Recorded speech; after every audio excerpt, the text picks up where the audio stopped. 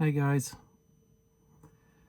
Uh my name is Jason, and this evening I'd like to talk about my mother, Shirley. Not sure if I want to talk about her, as I know this is one of the major unhealed things I still have to deal with. But I'll explain. I don't really have a choice. So I got some new lights. Hopefully it helps the quality of these videos a little bit. It does seem to be a lot better, and you can obviously see that I've already been crying because of my new lights. Not because of my blue lights, but because of what I have to deal with here right now. So anyone who doesn't want to see a grown man cry on TV, you can probably just go off right now, because I likely am. As soon as I said that, I can feel the emotions welling. But it just has to be dealt with, and this is the reality of a spiritual awakening. You do not get to avoid anything, no matter how painful it is. Now, uncoincidentally, I guess, I'm back. It's so weird. I'm back at the location where I did my second ever video, exactly in the same spot. It's close to the ocean, and I was coming here because I was going to do a video about channeling, where I was going to attempt to do a channeling, and I'm still going to do that. I will. But the universe thought this was more important to deal with right now, and I was probably avoiding it. So the last time I think I talked about my mom in any kind of detail was in video number 2, where I did at this location. So let's start. My mother's name was Shirley. Her maiden name was Pate, which is a French Acadian name. P-A-T-E, with a accent aigu circonflexe on the name, Pate. It's been anglicized to Potty. But anyway, she's French Acadian, which in the United States would be Cajun. And in Canada here, there was a place called Acadia before the British took over this part of North America and renamed it to Nova Scotia, New Brunswick, and Prince Edward Island. It was part of the New France colony. So my mother was born in a village here, in the French Acadian village, and lived her entire life in this part of the world. Not entire, but for the most part. And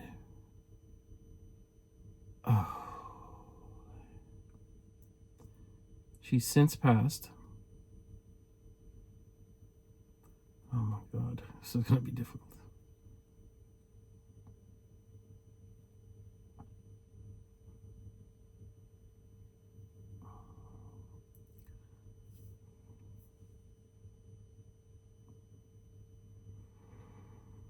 Okay, might need some Kleenex here.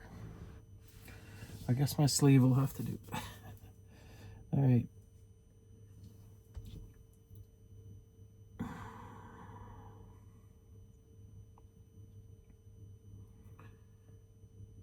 She was the eldest daughter, eldest child in her family. And she was born into a family where there was a lot of essay. Now, my mother was extremely broken. And as happens, you tend to glean some details as to what the cause of that might have been, of which I have no, well, I know I very likely what the problem was and what happened to her. But it must have been so bad that she was incapable of facing it. She... Oh, my.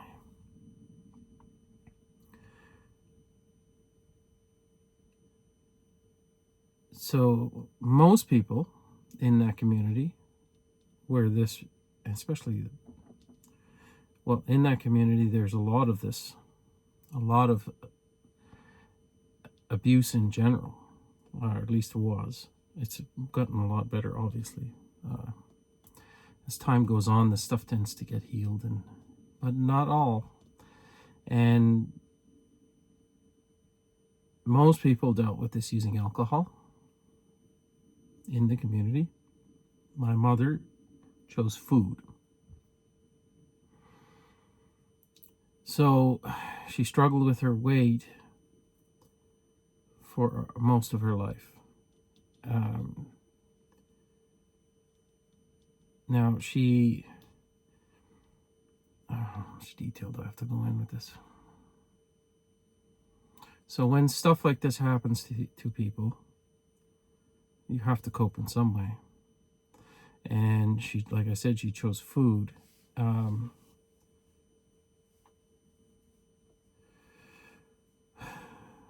And it put an extreme strain on her body. So she struggled with it her whole life. She'd been as active as she could be, and she yo-yoed up and down using various diets. And at various points, she actually got healthy, well, as healthy as you can, living on poverty, living in extreme poverty, which was the way that we grew up. So because of what happened to my mother, she was incapable of showing me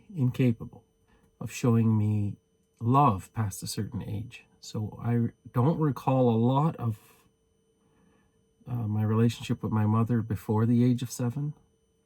I know it was very good, though. She was a very good mom. But once I turned to an age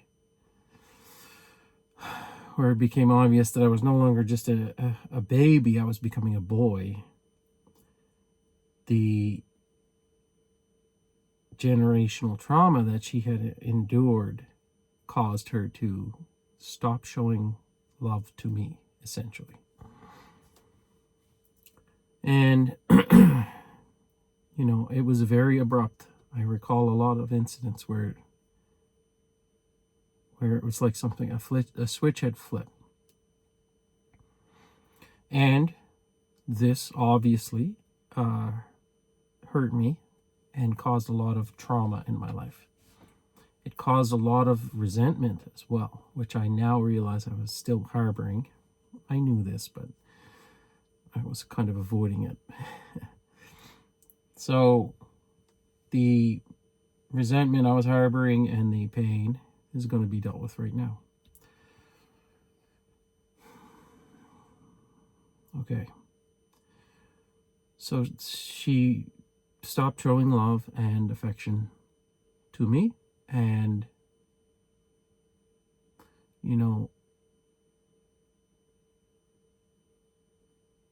life went on, so to speak, and I grew up. And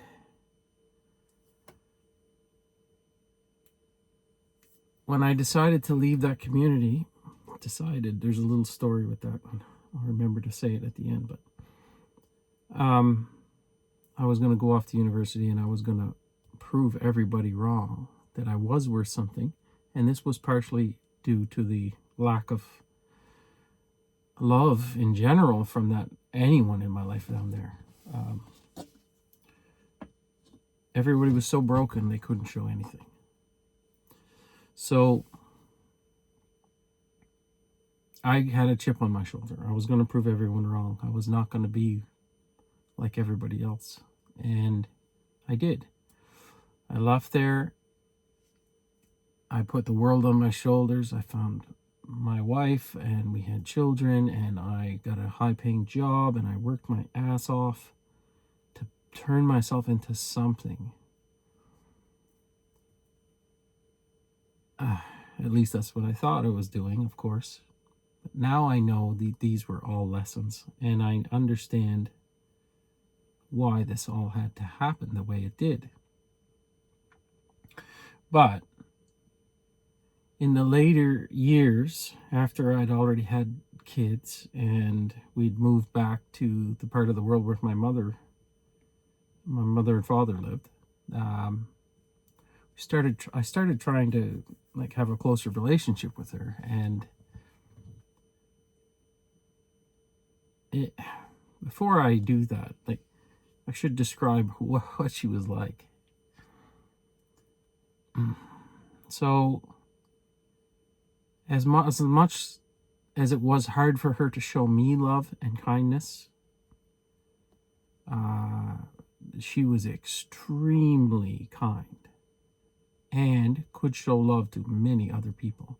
In fact, everyone loved my mother. It was a huge loss when she passed.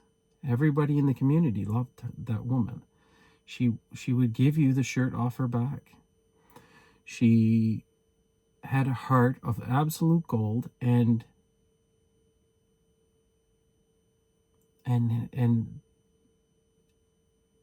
like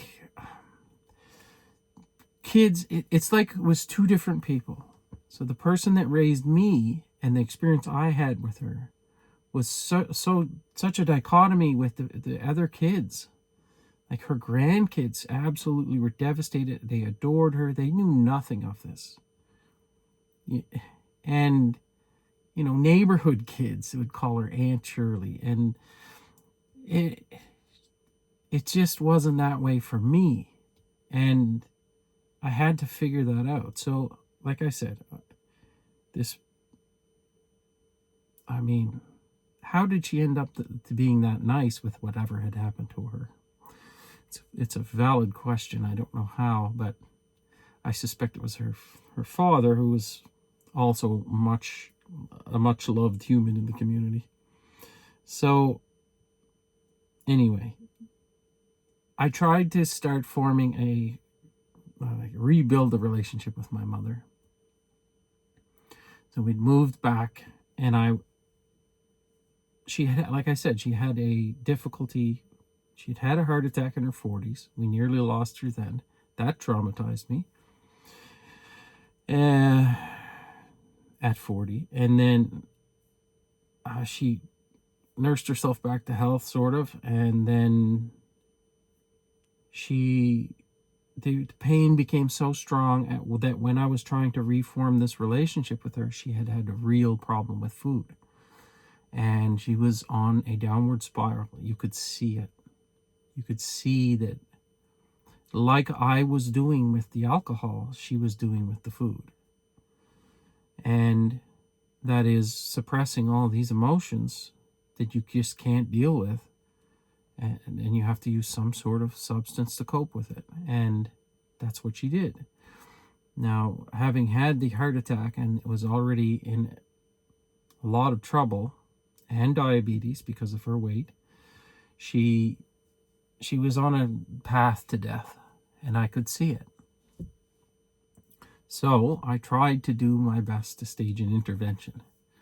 I took this upon myself, and I thought maybe I could, you know, if I could buy her higher quality food, and, you know, maybe she could stay with us, and we could help her stay clean, so to speak, off of cookies, that I could save her. Now, I know how foolish that sounds now, but at the time I thought I could. I thought maybe, you know, I was so unhealed. I didn't know how bad it went, how deep this pain went, and it was never going to work. But I did try. I gave it a college try. And, I tried. I had a conversation with her at the end. I tried and tried and tried. And then we had this big argument and a blow up because she just couldn't. And I was putting pressure on her to do better and to eat better. And, she was sneaking food, and it turned into this giant argument, and we had a huge blow up. And after that, I knew I had to distance myself because I knew what she was doing. She was killing herself with food. And, she had congestive heart failure. It was diagnosed. So she knew that if she kept on this path, it was going to end. And frankly, that's what she wanted. She didn't want to deal with this pain anymore. It was just too much. So we had this huge blow up, and then after that, for the last 7 or 8 years of her life, we kind of kept at arm's length. And because I knew how bad it was going to hurt, and I knew what she was doing. So,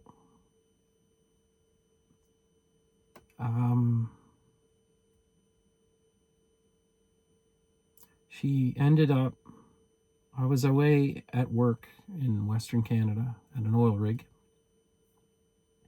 And then I got a call from my wife.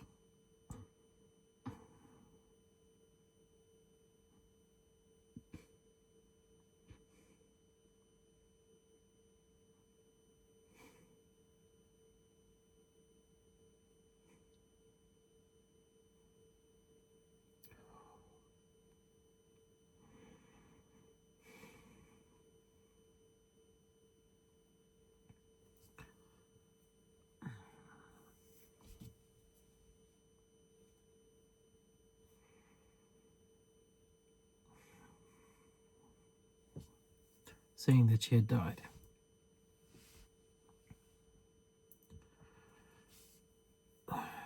Jeez, I should have took some napkins or something. Breathe that into your heart center. Now, that was the hardest call I've ever gotten, and I'm sure it was the hardest call Amanda ever had to make. So, she was 61 years old, widowed my father, and, we did what we had to do, and we dealt with that, and cried our tears, and moved on as best we could.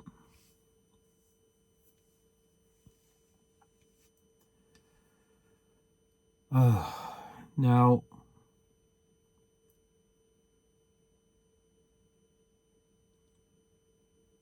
I don't remember what I was supposed to remember to say.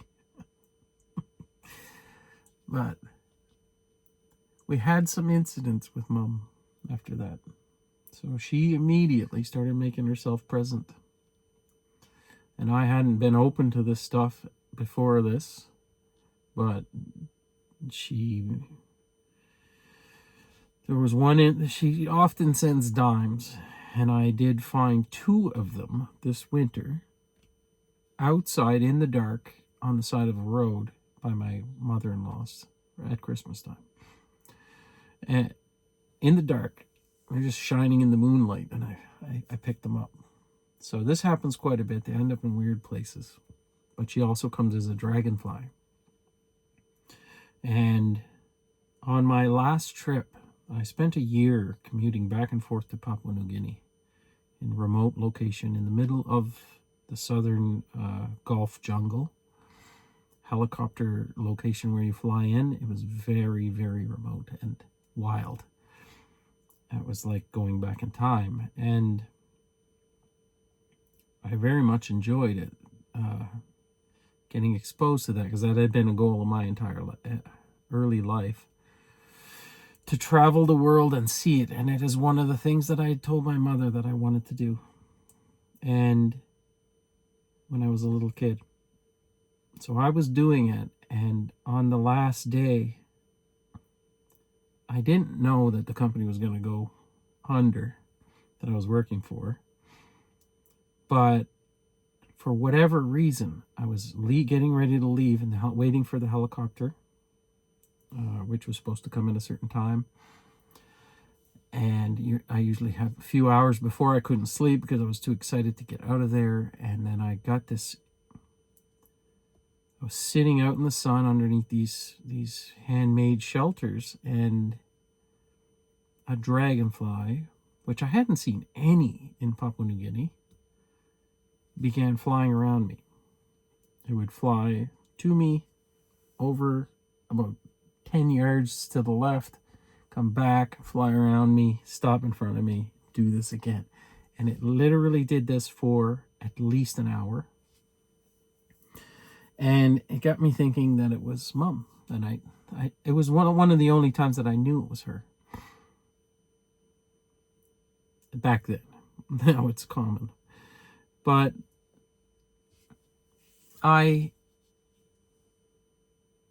what I ended up realizing is I got a message. And the message was, this is the last time you're going to be at this place. And I had no reason to know that. But when I left that jungle to go in to talk to my boss, he took me to the side to tell me that they were out of work, and that was going to be the last trip, and that I had to head home now. And I told him I know that. And he's like, what do you mean you know? And I said, well, I just had this feeling. I got this feeling that this was going to be the last time I'm here, and I was ready for it. So Mom gave me the warning. Not to mention the time she saved my wife's life, but my wife was very, very ill with an infection, and we were toughing it out because we thought it was just a cold. But when she was having one of her fever-induced naps, my mother came to her and said, kidneys, go to the hospital. So when my wife woke up, she insisted we go, and she ended up being in the hospital for quite a while and nearly didn't make it and was in renal failure. So she saved my wife's life, as well as many other stories. She's often involved in our lives now at this point. So I guess nothing is really lost, but this is going to be a long video, but I'm not going to cut it short because I'm not doing this for views. I'm doing this to heal. So, Mom, I healed all of this stuff. I healed all of this trauma, this other things. I healed even the fact that I wasn't receiving unconditional love from women in my life. I've gotten to a point where I'm happy with all of this, but I obviously was still holding on to some resentment and some pain. Because the other day, and this happens quite a bit, the song by Ed Sheeran called, I think it's Grocery Store Flowers, came on with my wife in the car, and I could hardly drive because I was crying so much. I had to put it on full self-driving. Anyway, as I was coming to do this video about channeling, guess which song came on? Just before I was ready to pull into here, that song came on, and it hit me really hard, and I was crying again. And then there's a lyric in that song.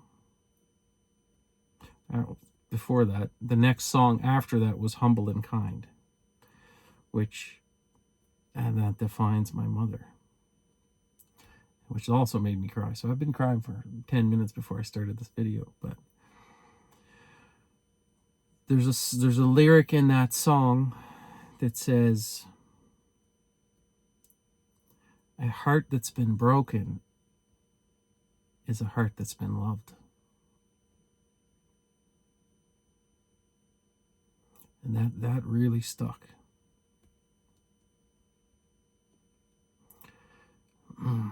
Because I had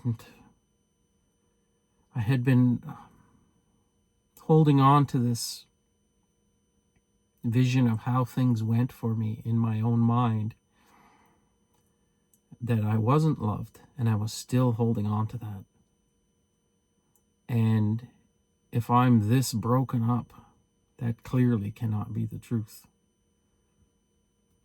You know, maybe that is the hurt little boy's version of how it went, but she did the best she could with what she had and the hand she was dealt, and she absolutely loved me. So much so that she did something that must have been extremely difficult for her. So, the story that I forgot to tell you. So my mother was really, really good friends with the local doctor in that town. His name was Dr. Kingston, and he had become my godfather. And he was a wonderful man. I still remember him. I can see why she liked him. But he had willed me his truck. But when he passed away, it was a Jeep Comanche, which I really wanted. When he passed away, I was only 10 years old, maybe. So I obviously couldn't have the truck. But 6 years later,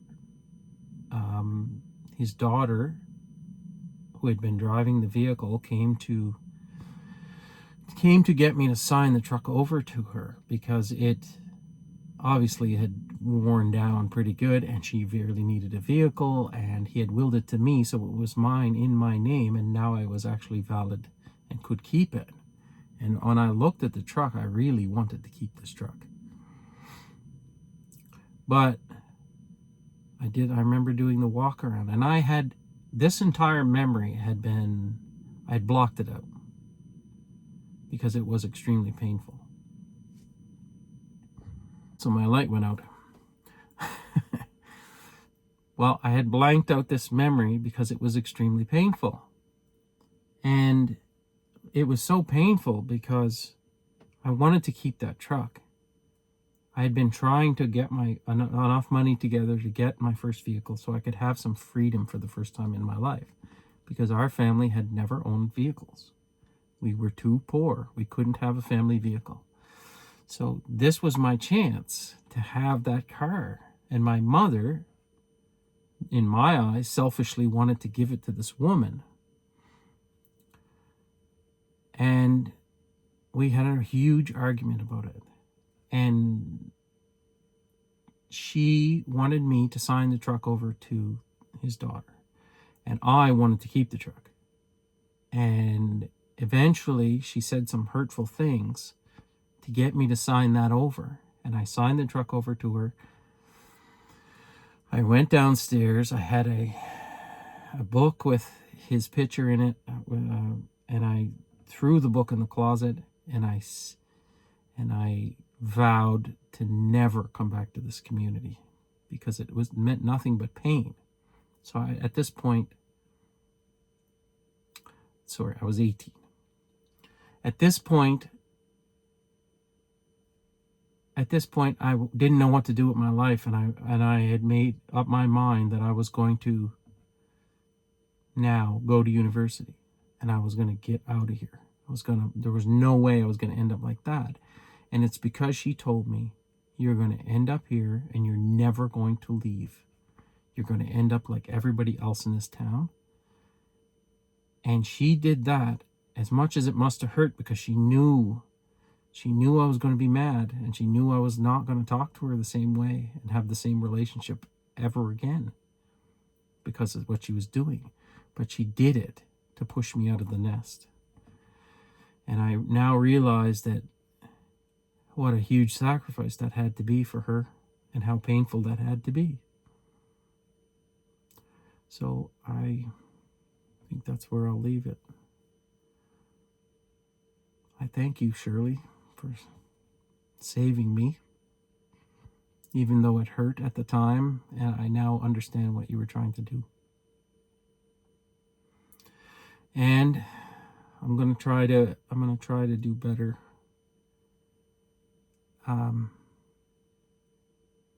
with talking to you, because I have had a lot of trouble allowing myself to think about Mom because of the pain that was still there. So now I've let that go. I think we can move on. And this is a very long video, probably my longest ever. But if you stayed this long, go back and watch my second video so you can see some of the stuff that I've gone through. And also, if you've stayed this long, please subscribe below. So, as I always say, I hope this video finds you well. I love you all, and we'll see you tomorrow.